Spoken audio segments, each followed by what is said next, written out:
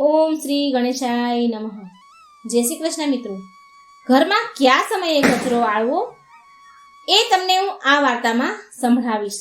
તમને આ વાર્તામાં સમજાઈ જશે। સાવરણીને માં લક્ષ્મીનું રૂપ માનવામાં આવ્યું છે, માટે કચરો વાળવાનું અને સાવરણીને કેવી રીતે અને ક્યાં રાખવી તે તમને આ વાર્તામાં હું કહીશ। એવો કયો સમય છે જે સમયે કચરો વાળવાથી માં લક્ષ્મી ઘરમાં પ્રવેશ કરે છે અને ગરીબી હંમેશા માટે દૂર થઈ જાય છે। સાવરણી માં લક્ષ્મીનું પ્રતીક છે। સાવરણી આપણા ઘરની બધા પ્રકારની ગંદકી, નકારાત્મકતાને દૂર કરે છે, સાફ કરે છે।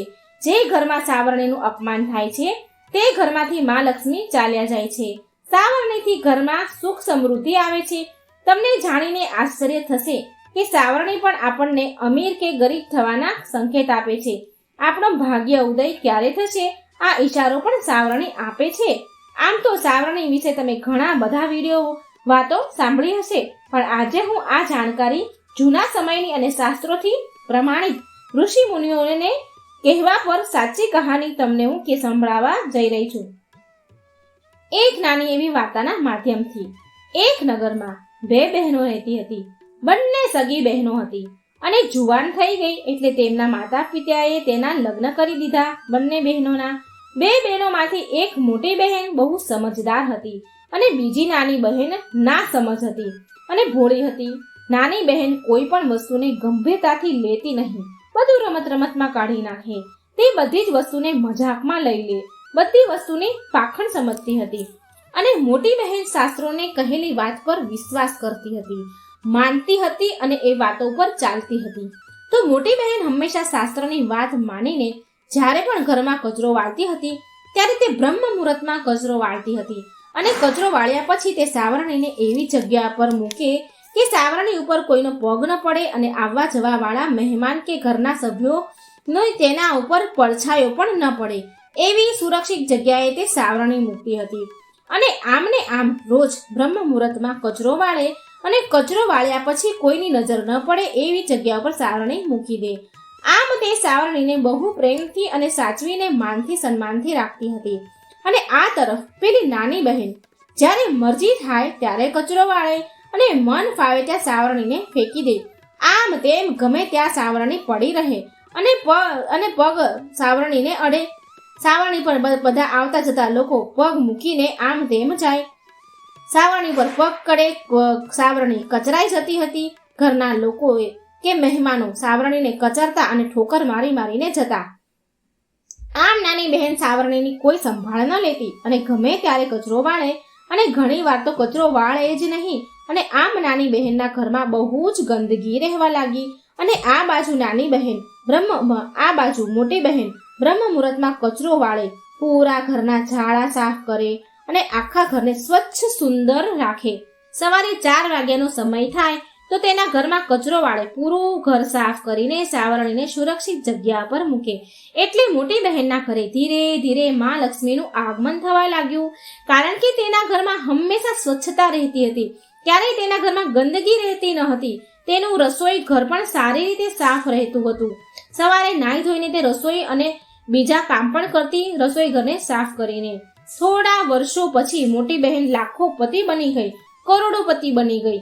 હવે તેના ઘરમાં કોઈ ચીજ વસ્તુની, હવે અન્ન ધનની કોઈ કમી ન રહી। મોટી બહેન હંમેશા તેના બાળકોને, પરિવારને કહેતી હતી કે સાવરણી પર પગ ક્યારેય ન મૂકવો અને ઠોકર ન મારવી, કારણ કે સાવરણી માં લક્ષ્મીનું પ્રતીક છે, માટે તેના ઘરમાં આ વાતનું ધ્યાન રાખવામાં આવતું। બધા જ ધ્યાન રાખતા। અને આ તરફ પેલી નાની બહેન હંમેશા સાવરણીને પગમાં કચરતી, ઠોકર મારે, પગમાં ચડે એવી રીતે ગમે ત્યાં મૂકે, એટલે તેના ઘરમાં અલક્ષ્મીનો પ્રવેશ થયો અને ધીરે ધીરે તેના ઘરમાં દુઃખ દરિદ્રતા આવી। તેના ઘરમાં લક્ષ્મી માનો નિવાસ જતો રહ્યો। માં લક્ષ્મી સદાય માટે રીસાઈ નારાજ થઈ નિશાસો નાખીને ચાલ્યા જાય છે। નાની બહેનના ઘરમાં દુઃખ ખતમ થવાનું નામ જ ન લેતું। દુઃખ પીડા આવ્યા જ કરે। અને એક દિવસ તો એવો આવ્યો કે તેના ઘરમાં ખાવા માટે એક અનાજનો દાણો ન રહ્યો। તે હેરાન પરેશાન થઈ ગઈ। તેના આડોશી પાડોશી પાસે મદદ માંગે છે, પણ કોઈ તેની મદદ કરતું નથી, કારણ કે લોકો મદદ કરવા એવા વ્યક્તિને કરે જેની પાસે રોજગારી હોય, કોઈ આવકનું સાધન હોય, તો એવા લોકોને મદદ કરે, કાં કોઈ સંપત્તિ હોય પૈસા પાછા મળવાની કોઈ આશા હોય તેવા લોકોને જ ઘણા લોકો મદદ કરે છે. એવા લોકોને સમાજ કે સગાવાલા પાડોશી મદદ કરતા નથી. જે નિર્ધન હોય છે, જે બેરોજગાર હોય છે, જેના ઘરે કરજ લેવાવાળાની લાઈન લાગતી હોય કે પછી પૈસા પાછા મળવાની આશા ન હોય તેવા લોકોને ભાગ્યે જ કોઈ મદદ કરે છે. નાની બહેનને કોઈ મદદ કરતું નહીં એટલે તે બહુ હેરાન પરેશાન થઈ ગઈ અને વિચારવા લાગી કે આ ગરીબીથી તો સારું છે કે હું મરી જાઉં. ઘણી વાર આવો વિચાર કરતી એક વાર તે તેના પતિને કહે છે કે એવું તો શું કરવું જોઈએ કે આપણી આ ગરીબી દૂર થઈ જાય, અને જો આપણી ગરીબી ખતમ ન થાય એમ તો હોય તો આપણે ગરીબી ખતમ ન થવાની હોય એવું કોઈ આશા નથી તો આપણે આત્મહત્યા કરી લેવી જોઈએ. નાની બહેનને 2 નાના બાળકો પણ હતા તો તે તેના 2 બાળકો અને તેના પતિ સાથે આત્મહત્યા કરવા જાય છે. અને એની કિસ્મત સારી હતી એટલે કે તે સમયે અચાનક તેના ઘરે તેની મોટી બહેન આવી ગઈ. મોટી બહેનને જોઈને નાની બહેન મોટી બહેનને બથ ભરીને જોરથી રડવા લાગી. ખૂબ રડી અને પછી તેની મોટી બહેનને બધી જ વાત કરી કે ખબર નહીં કેમ માં લક્ષ્મીનું આગમન જ મારા ઘરમાં કેમ નથી થતું. લક્ષ્મીજી અમારાથી રીસાઈ ગયા છે, માટે મારા ઘરમાં દુઃખ દરિદ્રતા આવી ગઈ છે, એટલી ગરીબી આવી છે કે બેન મારા ઘરમાં ખાવા અન્નનો દાણો પણ નથી. અને આ ક્યાંય મદદ માંગીએ છીએ તો સગાવાલા પાડોશી મદદ પણ કરતા નથી. અમારી પાસે રોજગારી નથી, નોકરી નથી, કોઈ સંપત્તિ નથી, માટે અમે કંટાળીને હવે આત્મહત્યા કરવા જઈ રહ્યા છીએ બહેન. ત્યારે મોટી બહેન કહે છે નાની બહેન કે આત્મહત્યા કરવું એ કોઈ સમસ્યાનું સમાધાન થોડી છે. સમાધાન માત્ર એક જ હોય છે કે તમે તમારી ભૂલો પર ધ્યાન આપો કે તમે શું તમારા ઘરમાં ભૂલ કરી રહ્યા છો જેના કારણે તમારા ઘરની લક્ષ્મી રીસાઈ ગયા ને ચાલ્યા ગયા છે. આટલી વાત કરી અને નાની બહેને મોટી બહેનને તેના ઘરે લઈને આવી અને તેનું ઘર દેખાડ્યું. મોટી બહેને નાની બહેનનું ઘર જોયું અને તેને કહેવા લાગી તું મારી વાત ધ્યાનથી સાંભળ. સૌથી પહેલા તું તારા ઘરને સ્વચ્છ રાખવાનું શરૂ કર. તારા ઘરમાં કેટલી ગંદકી ભરી છે, દિવાલો ઉપર કરોળિયાના ઝાડા છે, ઘરમાં જ્યાં ત્યાં કચરો પડ્યો છે તેને તું સાફ કર. અને મોટી બહેન નાની બહેનનું ઘર સાફ કરાવે છે અને તેને શાસ્ત્રો અનુસાર સારા નિયમો કહે છે, શાસ્ત્રોના નિયમ સમજાવે છે કે જે સાવરણી અને કચરોને લઈને શાસ્ત્રોમાં જણાવ્યું છે.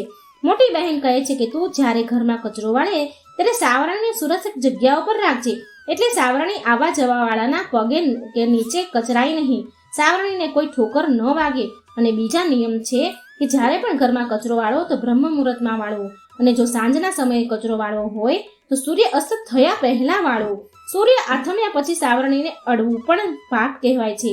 આમ મોટી બહેને કચરો વાળવાના નિયમ કહે છે અને નાની બહેન આ બધી વાતનું પાલન કરે છે.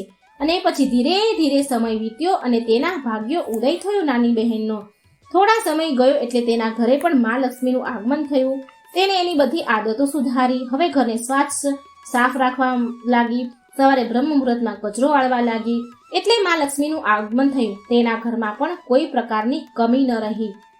તો મિત્રો આ હતું આપણું ખૂબ જ અગત્યનું જ્ઞાન કે આ હરેક ઘરેથી જોડાયેલું છે સાવરણી અને કચરા વાળવા વિશે. કચરો એવા સમયે વાળવો જેથી મા લક્ષ્મી આપણા ઘરે આવે.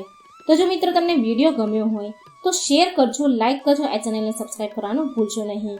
આવા જ માહિતીના પુરાણોના શાસ્ત્રોના વિડીયો સાંભળવા માટે આ ચેનલને સબસ્ક્રાઈબ જરૂર કરજો. જય શ્રી કૃષ્ણ. રાધે રાધે. Thank you.